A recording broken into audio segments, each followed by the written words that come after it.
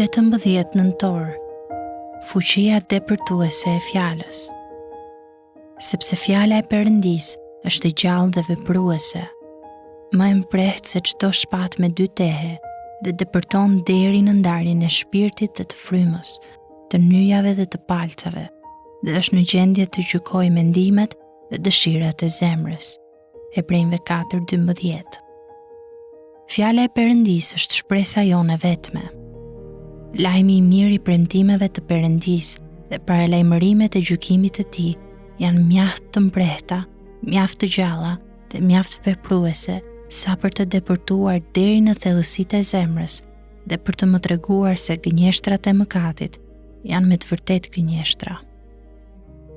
Aborti nuk do të krijojë një të ardhme të mrekullueshme për mua. As tradhtia, as të veshurit në mënyrë provokuese, as hedhja teje pastërtisë time seksuale, as të qëndruarit në heshtje ndaj prandershmërisë në punë, as divorci dhe as akmarrja.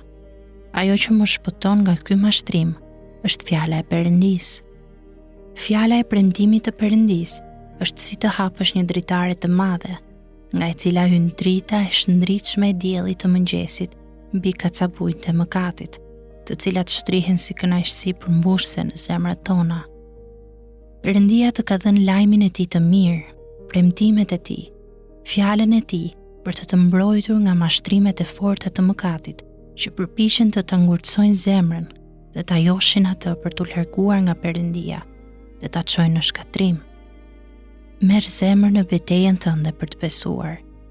Për shkak se fjala e Perëndis është e gjallë dhe vepruese, dhe më e mprehtë se çdo shpatë me 2 tehe, ajo do të depërtojë më thellë se çdo mashtrim i mëkatit ka depërtuar ndonjëherë, dhe do të na zbulojë atë që është vërtet e vlefshme, në të cilën ja vlen vërtet të besosh dhe që ja vlen ta duash.